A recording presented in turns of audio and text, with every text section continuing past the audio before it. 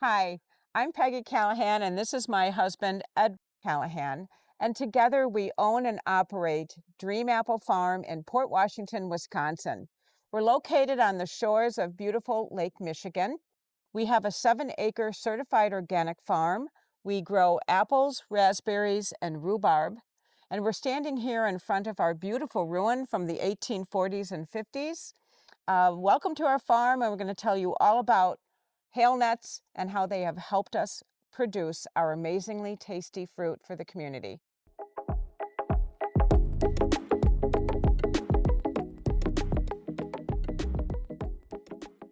We are now in Zone 6A, and that's a change from the 2023 update of the USDA zone map. We were formerly in 5B, but now 6A. We are on 7 acres. We have approximately 1,500 apple trees, which we grow in a high density fashion. We have approximately 25 different varieties, uh, most of which are disease-resistant varieties compatible with our organic growing practices. But we do have some heritage apple trees as well, all of which are being grown in a high-density 5-wire trellis system. So we are members of the Organic Fruit Growers Association, which is an organization dedicated to research and community within the organic fruit growing world, supporting each other with research and information and fellowship.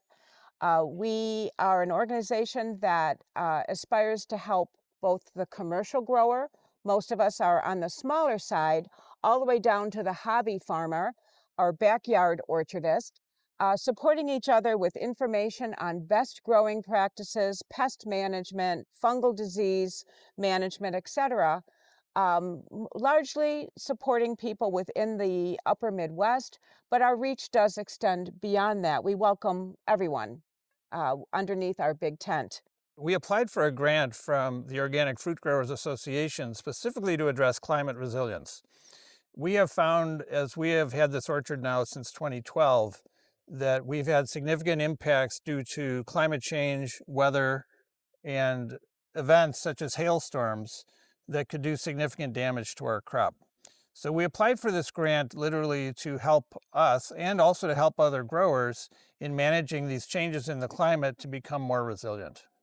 So the main motivation that we had for hail netting was trying to solve a problem that we've had over the years, one of which is storms.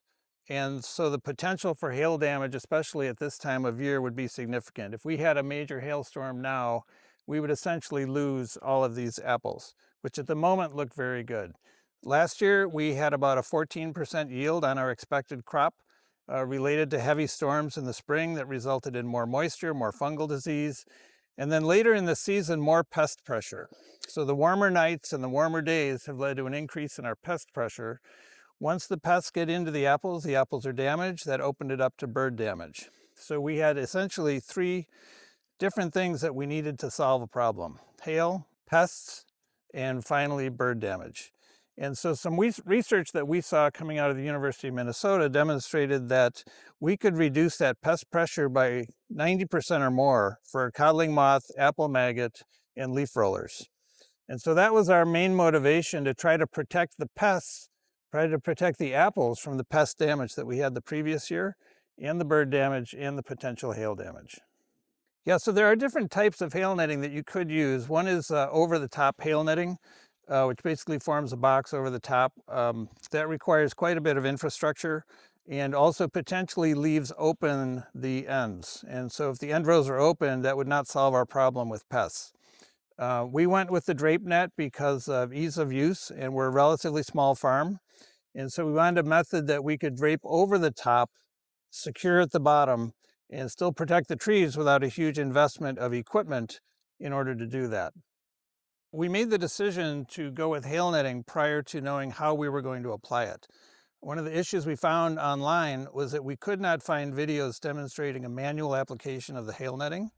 We found multiple videos demonstrating the machine version, which has a mechanized arm that goes above the trees, rolls down the row, and then you pull it off the roll as you go down the row.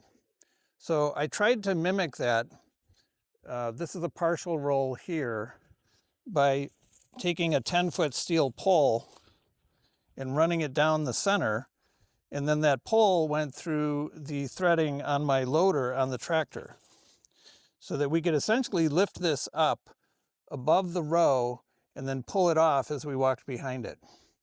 So our attempt to do that lasted about 5 minutes. When on our first row, this roll hit one of the posts, it bent the pole down and it became lodged between the pole and the wire with this suspended in the air. So plan A needed a plan B. So what we did instead was we took the rolls and we would roll them out all the way down the row. So we took, and basically the length of this row, which is a short row here, but these are 100-meter rolls. So on our longer 300-foot rows, we would roll this the entire length of the row, open it up, because we also learned that if you don't open it up first, it's difficult to get it over the top if you have to unfold it at the same time. Once you roll it out the entire length of the row, you then spread it out to the sides.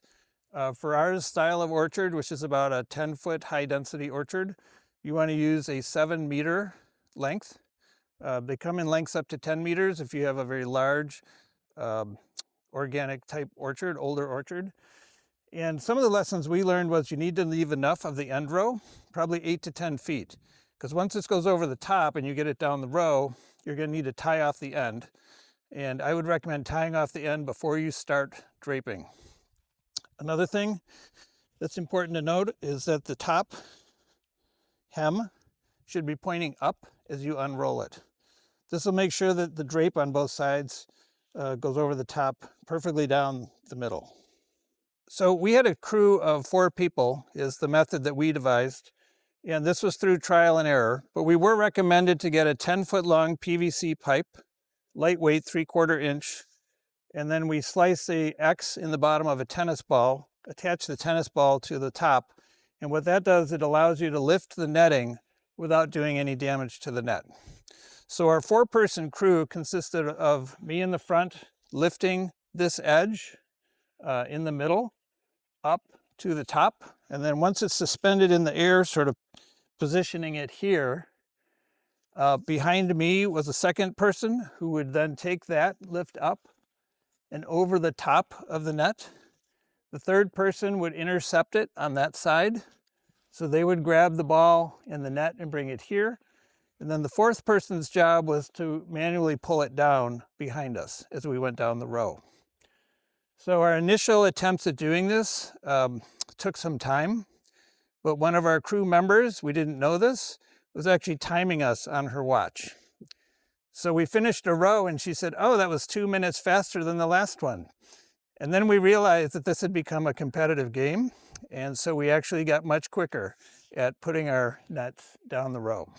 So once the nets are up, the next job is to secure them at the bottom. And we, the first time we did it, we secured them underneath our irrigation line, which is not correct. We then figured out that's not ideal and had to go back and redo that to secure them above the irrigation line. So what you do is you roll it up.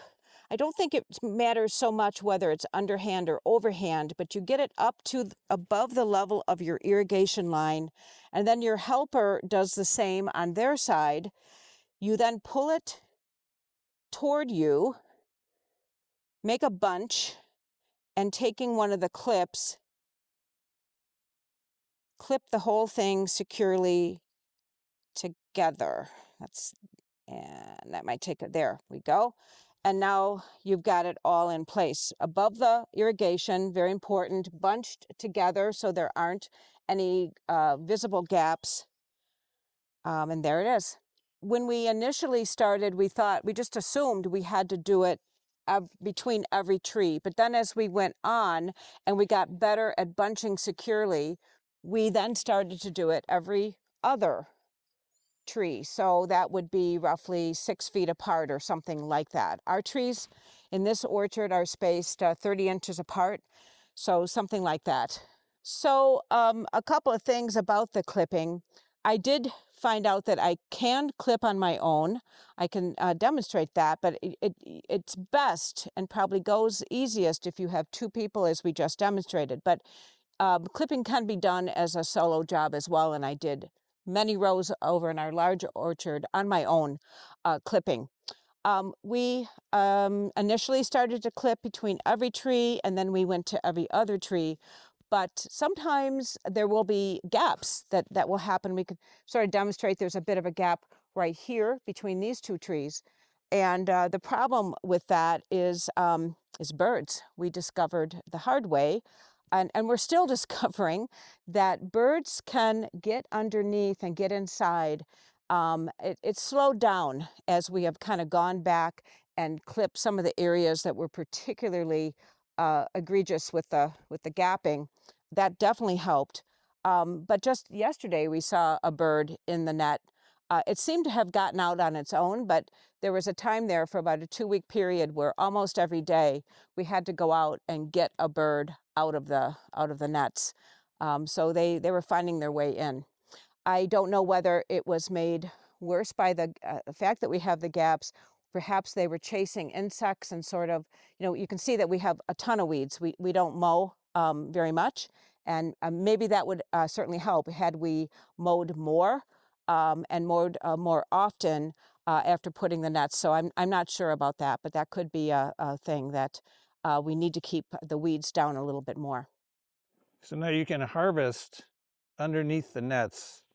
If you're worried about bird damage or you don't do a complete harvest in one pass, you can literally get under, or if you just want to check on your apples, you can duck under the nets where it's slightly cooler and check on your crop this way.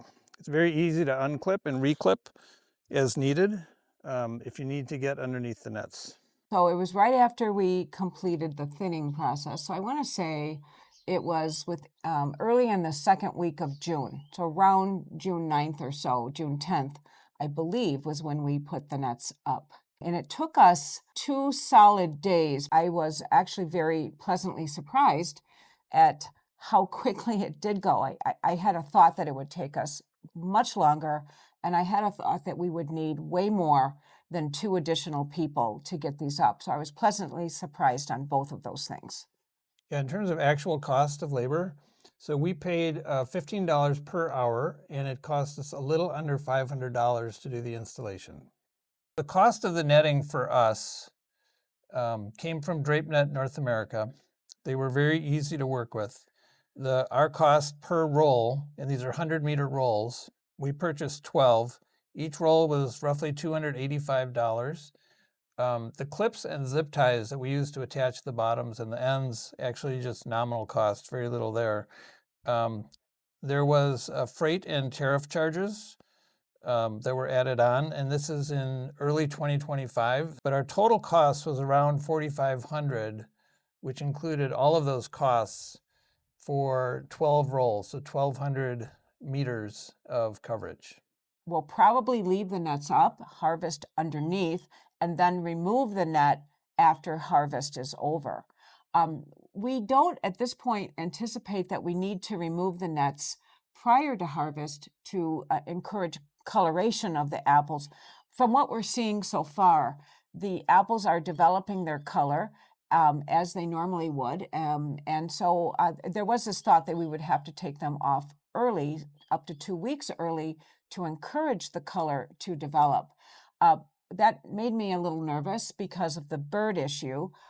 So I think the plan as of right now is to leave them up, harvest underneath them, and remove them after. Yeah, there's some thought that other orchards have told us that we should remove the nets 1 to 2 weeks before harvest to increase color. However, in talking to the DrapeNet rep, the white of the nets actually causes some reflection and reflects into the nets. And actually, they've had no issues with color even up until harvest. And so with the risk that we have, especially a dark colored apple like Williams Pride, which is a favorite of the birds, the longer we can keep the nets on before harvest, the better. So we've not removed the netting yet. What we've been told is you roll the net up from the bottom to the top, toss it over the top, and then let it go flat again on the other side. And then we're going to fold it into hopefully a package that we can then store. One option that was presented to us is rather than buy a machine, and the machines will cost between $20,000 and $30,000 as the mechanical applicator. More and more orchards are using a bullnose steel on top of the post. It's like a coat hanger, and a wire down the center so that the netting drapes over the bullhorn and the wire. And then in the fall, you roll it up to the top, clip it to the wire, and then in the spring, you let it back down.